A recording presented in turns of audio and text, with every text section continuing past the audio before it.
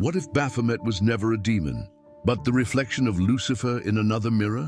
For centuries, the figure of Baphomet has been cloaked in silence, distorted by institutions that claimed to defend the truth. His name was first whispered in the courts of the Inquisition, during the trials against the Knights Templar. But why would an order so closely tied to the Church be accused of worshipping such a dark entity? The original trial records vanished, some burned, others sealed beneath the crypts of the Vatican. What if the horned, winged, and androgynous figure was more than a metaphor? Those who dared to decode its symbols uncovered something far more dangerous, direct connections to Lucifer's rebellion. While heaven still burned from the fall of the Light-bringer, something emerged in the world of men, something that belonged neither to heaven nor earth, a knowledge incarnate, a living mirror of opposites. According to ancient manuscripts linked to the hidden lineage of the Essenes, there existed a forbidden symbol, a being with a goat's head, human eyes, and a throne between worlds. Not a god, but a guardian of gateways. Its name Baphomet. Why did this name echo among the initiated? What was its connection to Lucifer, the first exile? Could Baphomet be the vessel that holds what's left of the fallen light? In the secret rituals of alchemists and Kabbalists, Baphomet appears not as an entity but as an idea, a bridge between good and evil, male and female, hell and paradise. And that bridge was built with stones cast down from heaven by Lucifer in a 13th century grimoire, never officially translated. There's a dual invocation: Lucifer, who leads the fire, Baphomet, who guards the balance. They were not separate. They were connected. Together they shaped a new hidden genesis. But why did the church declare Baphomet a demon, if no biblical text ever mentioned him? Who decided to tie this entity to heresy? Or worse, what is so feared in a symbol of balance? The fear doesn't come from evil. It comes from what is revealed. Lucifer offered the light, Baphomet the mirror, and both were rejected.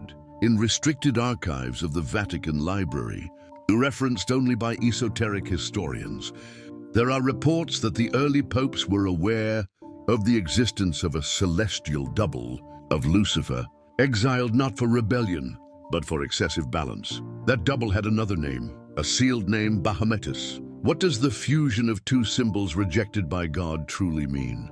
And what if this union is the key that unlocks a forbidden gate of knowledge?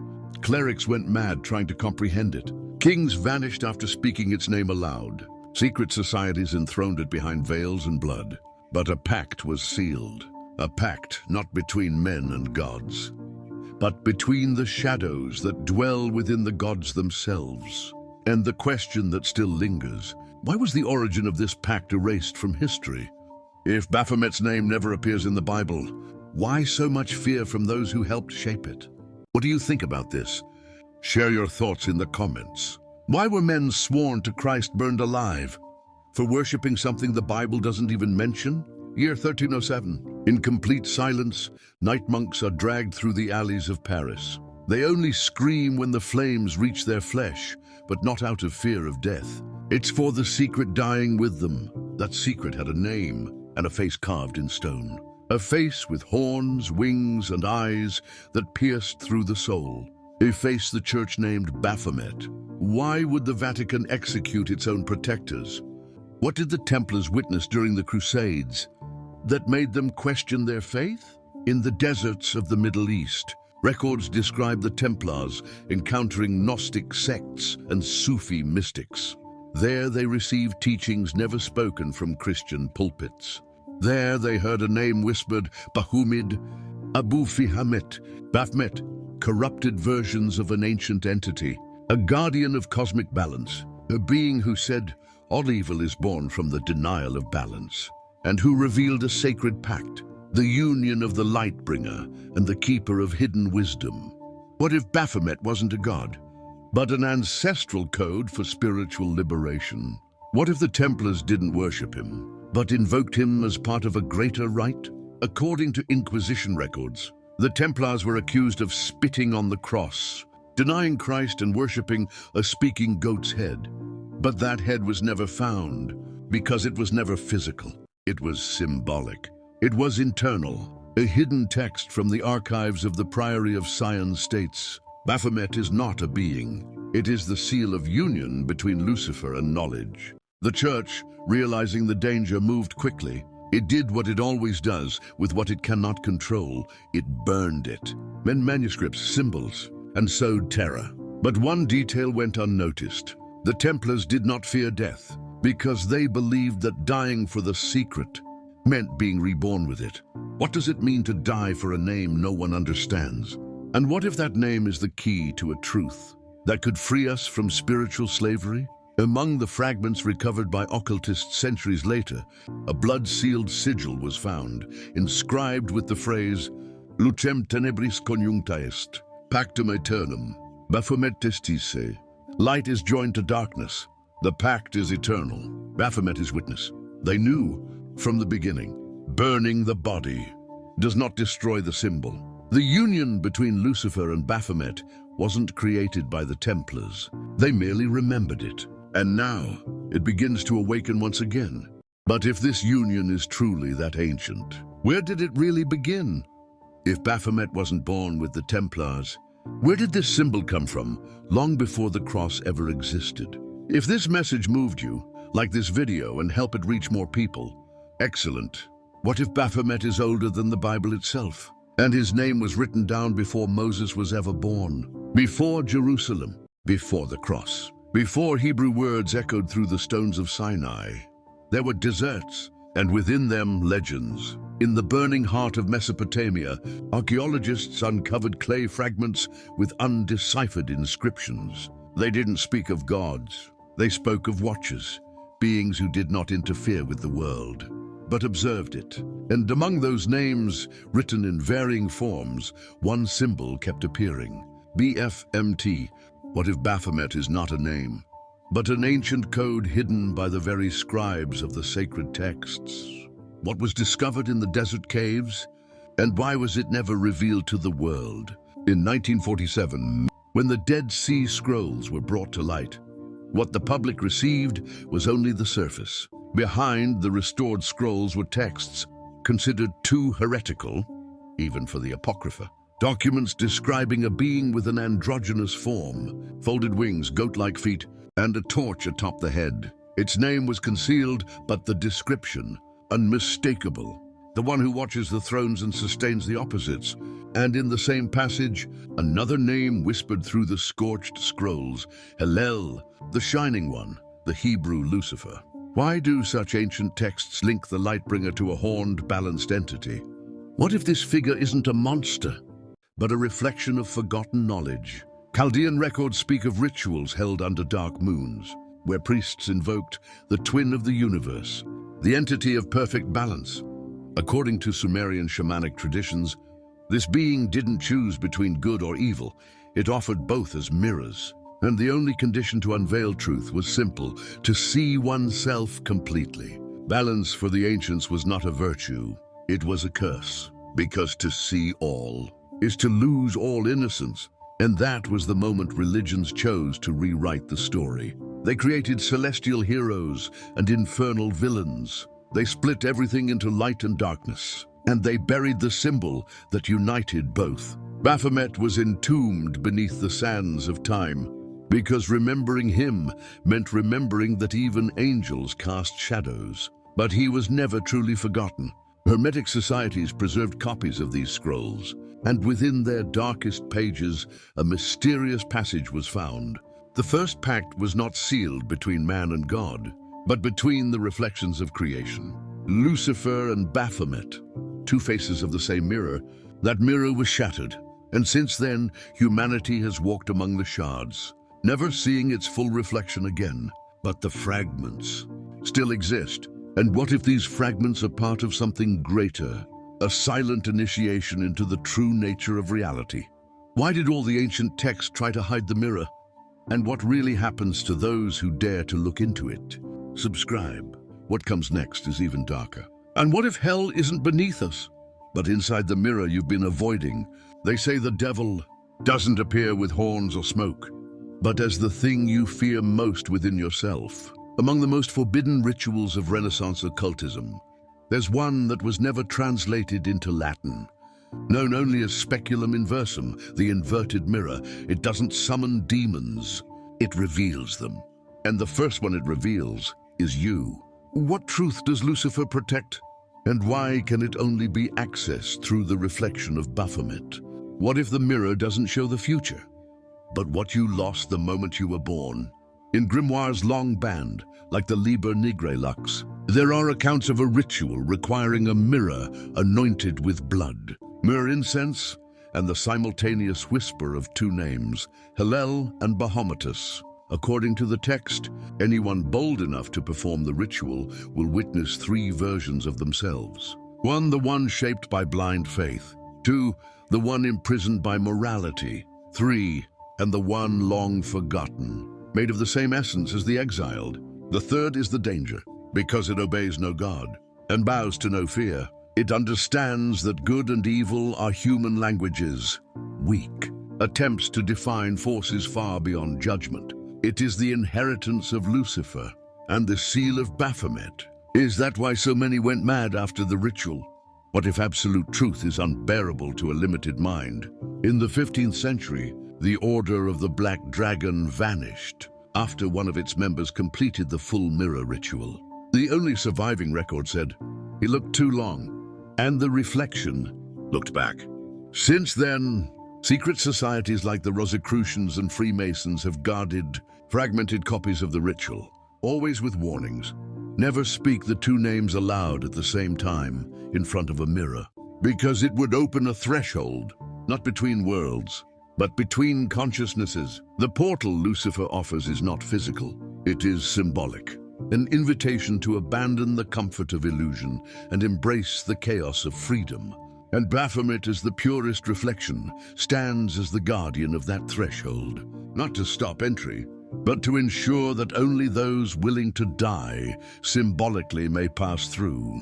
Why do the oldest symbols always involve mirrors, flames and eyes that never close? And what if every version of you is a fragment of something greater, once whole, and later exiled?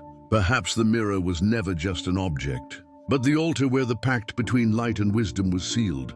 But who wrote this ritual? And what became of those who dared to complete it to the end?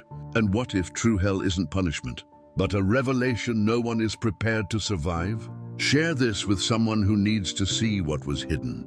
What if there were people who discovered the truth and were erased from history because of it?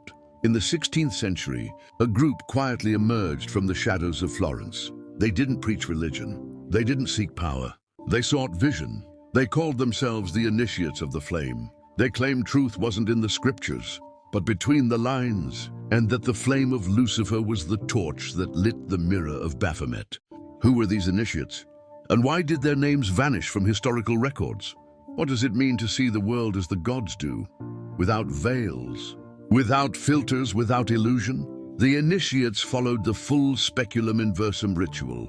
Before a consecrated mirror, they repeated the name Hillel with eyes locked on their reflection, then whispered Baphometus and extinguished the lights. What happened next was never written in words, but in symbols. Paintings left behind by the initiates depict human figures with mirrored eyes and stitched mouths. At the center of the chest, Lucifer's symbol, the inverted star. On the forehead, Baphomet's seal, the balanced pentacle. They didn't speak after the ritual. They only wrote one single verse. What was united now lives within me. But soon after these events, their names vanished from letters, books, and family lineages. The Inquisition never mentioned them directly, but priests investigating reports of forbidden visions died under mysterious circumstances, and any mention of the group became taboo. Even among occultists, some say they didn't die. They simply became something that cannot be named. Others believe they were the first humans to consciously embody the union of Lucifer and Baphomet within themselves. The rebel light and the absolute mirror, fused into one form, not as demons, but as awakened archetypes. Could this be the secret behind the legend of the Antichrist? And what if true spiritual awakening is exactly what has been called heresy? In hidden Rosicrucian archives, there's a letter sealed with lead and marked with warnings of madness. It reads, "I saw the reflection, and it didn't show me myself. It showed what we were before the fall, before the separation, before the lie." This wasn't just about rituals. It was about returning to the origin, to a level of consciousness that came before Eden, before guilt, before sin. But as with everything that reveals, it also destroys. The initiates of the flame paid the price for vision. They were erased, not by human hands, but by a force that guards the balance between ignorance and control. And even so, their ashes still burn. But what exactly did this sect witness when they crossed the mirror? If there is something behind the veil, who placed it there, and what is so afraid of being seen? Have you ever wondered about that? Share your vision in the comments. What if what we call God is just one side of the mirror? Every religion offers a veil, a comforting filter between the human and the divine. But there were those who dared to tear it open. The initiates of the flame didn't just look into the mirror. They crossed it, and what they saw couldn't be explained, only recorded in symbols, fragments that escaped destruction, scribbles, astral maps, and a single surviving manuscript hidden in an abandoned monastery in Lyon. The Codex Baphometis. Inside, there are accounts of a state of consciousness where time no longer exists, where Lucifer doesn't appear as a figure, but as pure language, light in its rawest form. And Baphomet in this plane is the mirror itself, endlessly folding upon that light. What does it mean to see reality without the filter of time, morality, or form? And what if that was the original vision taken from us in Eden? According to the Codex, those who reach this level of awareness face three devastating truths. 1. Creation was an act of separation, not of love. 2. Lucifer's fall was a permission, not a punishment. 3. Baphomet is not a being, but the consciousness that remains when everything you believe in collapses. The veil exists to protect, but also to control, to preserve obedience, to feed guilt, to sustain duality. But behind the veil, there is no heaven. There is no hell. Only a vast field of consciousness where Lucifer and Baphomet move as complementary. Principles, light and shadow. Will and reflection, impulse and restraint. Is this the real reason Baphomet's name was forbidden? Because once you pass through the veil, you realize you were never sinful, only fragmented. In the most advanced rituals, practiced only by the highest ranks of the ancient Hermetic order, initiates underwent a process of symbolic death. At the peak of the ceremony, they stared into their reflection as the name of Lucifer was chanted in reverse. According to recovered accounts, many went mad. Some never spoke again, and a few awakened. They were called bearers of the reflection, and they were feared even by their own masters, because they could see through words, through beliefs, through form. They saw raw truth. Could this be the revelation Adam and Eve couldn't endure? And what if the forbidden fruit wasn't a mistake, but premature access to the mirror of wholeness? The bearers vanished from history. Some say they were hunted. Others believe they never existed in physical form, only as symbols of a humanity that once saw everything and chose to forget. But one question still remains. If there's something behind the veil, who put it there? And who benefits from our blindness? And what if that veil is slowly being torn today by symbols that have begun to reemerge? And what if you've already looked into the reflection, but haven't yet realized what it's showing you? Like this, if any part of it made you feel even slightly uncomfortable. What if the symbol you fear is already among us, reborn amidst modern chaos? For centuries, the name Baphomet was buried beneath layers of fear, heresy, and fire. But what is suppressed for too long always returns stronger. In the 21st century, the world is witnessing the resurgence of something that never truly died. Baphomet is reappearing, not in grimoires, but on magazine covers, tattoos, fashion shows, pop art, movies, monuments, as if the symbol is slowly being normalized. But is it coincidence, or part of an ancient, silent, and precise plan? In 2015, the world saw for the first time a monumental statue of Baphomet raised by a modern organization, the Satanic Temple, with children at its sides and a calm expression on its face. The global reaction was shock, but few understood its deeper meaning. Why is Baphomet returning now, during the greatest spiritual crisis of the modern era? And why, even in disbelief, does the symbol trigger such intense reactions? The return of the symbol isn't just aesthetic. It's symptomatic. It reappears when the dominant narrative starts to crumble. Traditional religions are facing ethical collapse. Spiritual leaders are being exposed. The sacred becomes merchandise. And amid that collapse, a forbidden symbol emerges. The one that has always represented the lost balance. Baphomet, the unifier of opposites. A feminine and masculine body. Angelic wings and animal legs. A torch of wisdom atop the head. One hand pointing up, the other down. Solve et coagula, to dissolve and to rebuild. But few realize, this image isn't just a rebellious icon. It's a formula, a coded warning. According to modern occultists, the symbol re-emerges as a silent call, not to be worshipped, but to be remembered.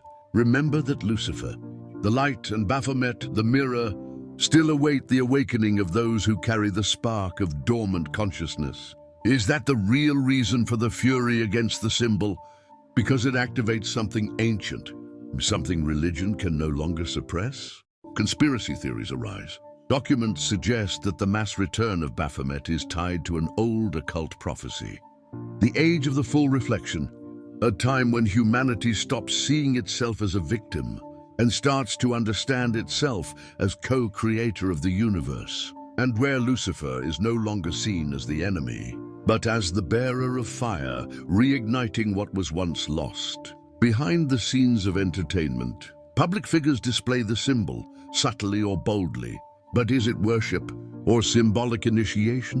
An unpublished excerpt from the Codex Baphometus reads, "The reflection only returns to the surface when the inner mirrors begin to crack.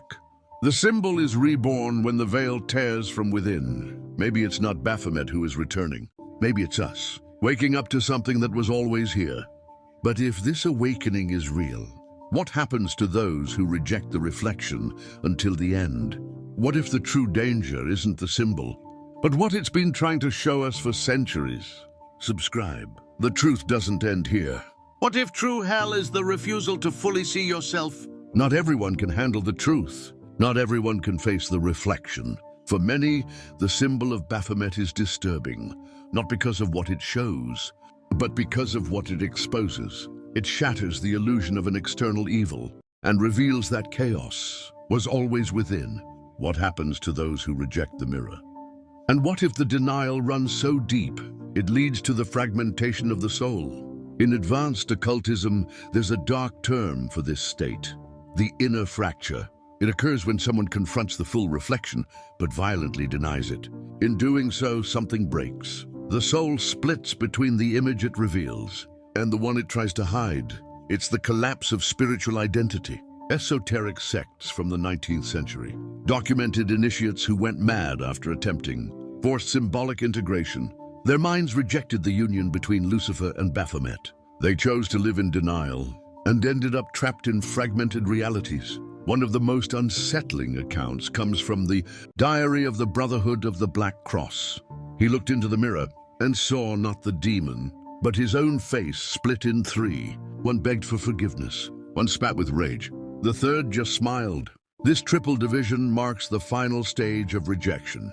It's when the soul chooses neither light nor shadow and is lost in the void between. Could this be the true biblical punishment? Not hell, but the splitting of the self? And what if denying the reflection is the only unforgivable sin? The one that can never be redeemed? The reflection offered by Lucifer and revealed by Baphomet doesn't demand worship. It demands acceptance. Acceptance of both the divine and the abyss within the human being. But by rejecting that integration, we create our own abyss. A hidden text known as the Fragment of the Soul reads, "Those who reject the reflection become shadows of themselves, wandering between worlds that no longer recognize them." Many ask, if Lucifer and Baphomet represent wisdom, why is there so much fear and suffering tied to their names? The answer may be more uncomfortable than we like, because it's easier to live a comforting lie than to face the disturbing truth of one's own existence. What if demons aren't external creatures, but parts of us that were never seen with compassion? And what if the human being's greatest fear isn't darkness, but becoming whole? The mirror can be crossed, but it can also be shattered. And when it shatters, the shards scatter inside. But what about those who dared to step through the mirror and accepted what they saw? What did they become? What if the awakening so many fear is already quietly happening all around us? Tag someone who would dare to watch this until the end. What if the Antichrist isn't a man, but a state of consciousness that has already awakened? They exist, not as public figures, not as religious leaders, but as living fragments of an ancient union. They are called bearers of the pact. Men and women who, after crossing Baphomet's mirror and receiving Lucifer's light, emerged not as enlightened, but as awakened. But what does it mean to carry that forbidden union within? And why do the bearers live on the edge between madness and revelation? Records from Hermetic orders and documents, unrecognized by official traditions, describe these individuals with recurring traits. Eyes that disturb without even trying, a presence that silences the room, voices that trigger memories never lived, symbols that appear in dreams before ever being seen. They don't preach, they don't demand, they simply are. According to the Gospel of Sophia, a Gnostic text suppressed in the 2nd century, the bearers would be children of reconciliation, capable of holding within themselves both the spark of rebellion and the balance of the mirror. Lucifer in them is not a lord. He is an inner pulse, the will to question, to break, to free. Baphomet in them is not a god. He is the axis, the courage to see oneself completely, light and shadow fused without guilt. Is that why religion fears these beings?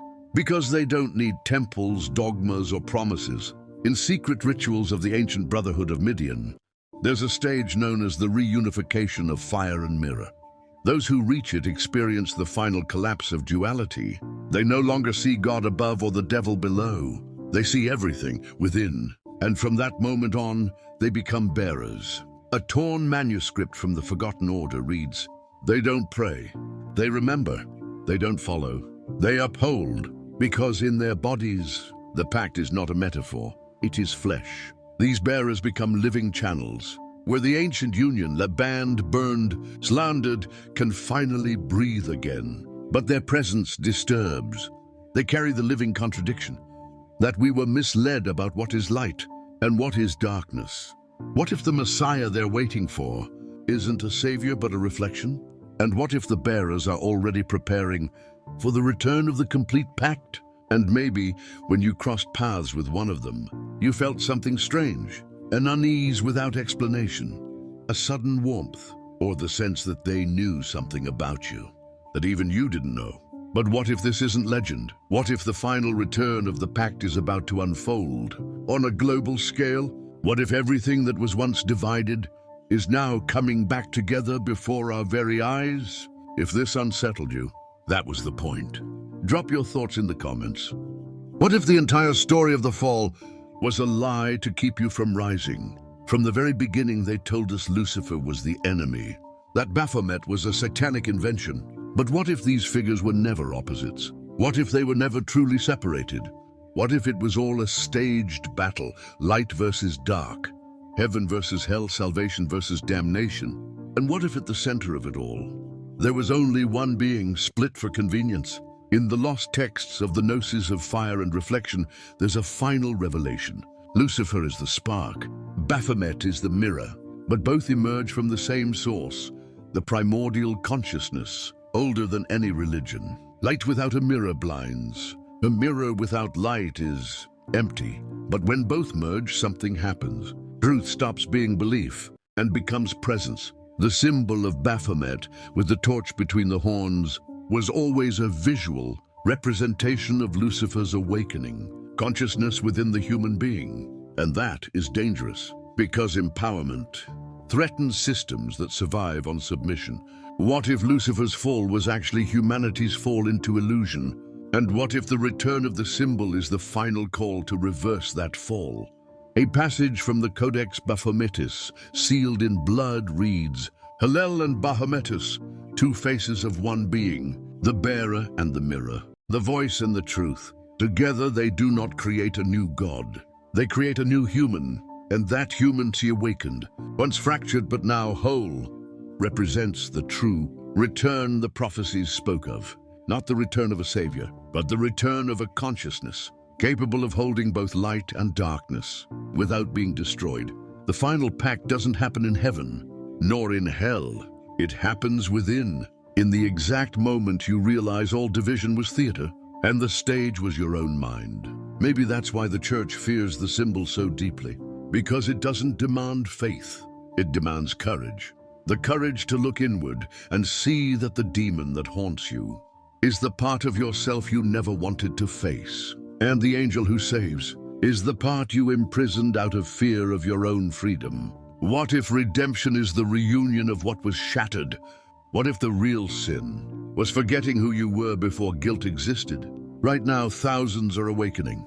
Thousands are looking at the symbol and, for the first time, not seeing an enemy, but a reflection. If Lucifer is the light and Baphomet the mirror, then what you see when you look at yourself, is it still a lie? And if all of this is real, why are our eyes still closed? What if it is real? Share your truth below.